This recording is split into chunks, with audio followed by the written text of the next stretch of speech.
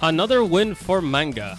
One Piece sales might have just overtaken Batman at last. Let's go, guys. Let's talk.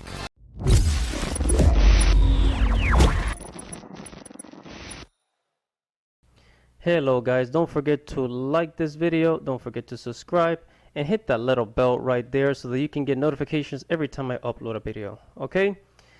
Enjoy.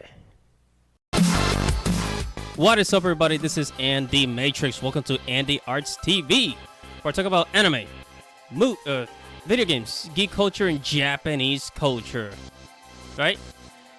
So I'm here at Comicbookcom. Let me move the camera over.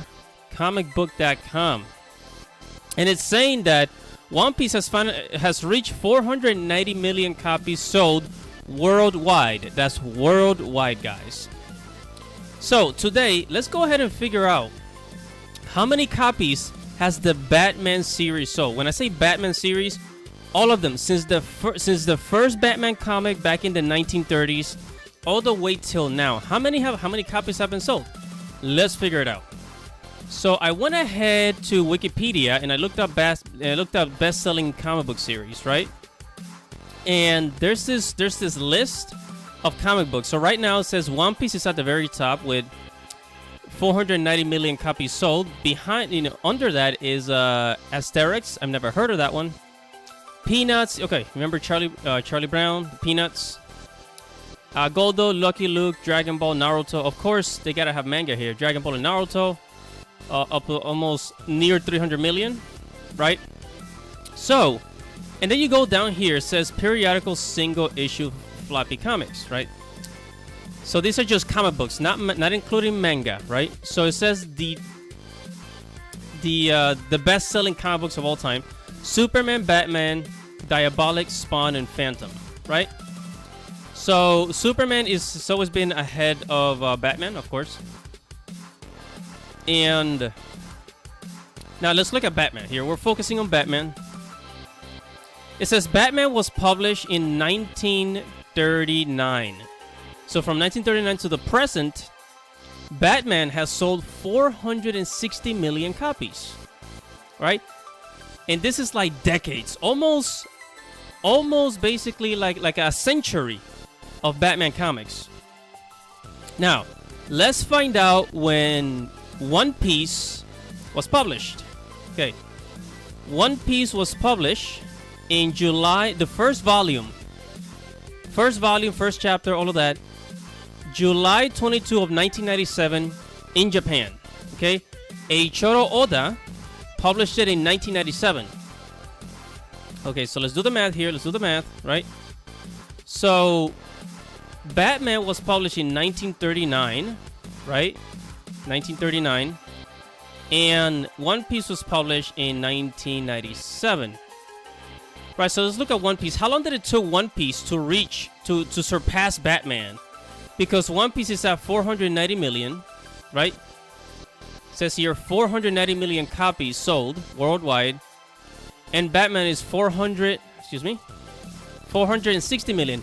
So One Piece beat it by 30 more million copies, right? So right now is the year 2021 minus 1997 when One Piece was published. It took One Piece 24 years to outsell Batman comics. Altogether, all the Batman comics, every single Batman title ever written from Batman's, the detective days in the 1940s all the way till now. I mean, this is crazy. It took One Piece 24 years to sell 490 million. It took Batman a century. An entire century. This is a huge win. It's a huge win. I mean, of course, manga has been winning for years now. But I don't know, man. If I was a comic book pro, I would be pretty embarrassed, I guess. Or I would be looking at manga and seeing what they're doing right. Because And I think it all has to do with how the manga is published, how the series is published in general. Because, like, as I said in one of my previous videos about why it's easier to get into manga than comic books, is because manga, when the volumes are released, it's volume 1, volume 2, volume 3, volume 4. It's in numerical order. As to the Marvel and DC comics, it's always like, it's always like, though it's almost like anthologies. It's more like anthologies rather than series, or they'll always like relaunch it, revamp it for the next generation. After like every 5-10 years, they're always like relaunch a new one and a new one and a new one, like of the same characters, same everything, just for a different generation. And it's kind of,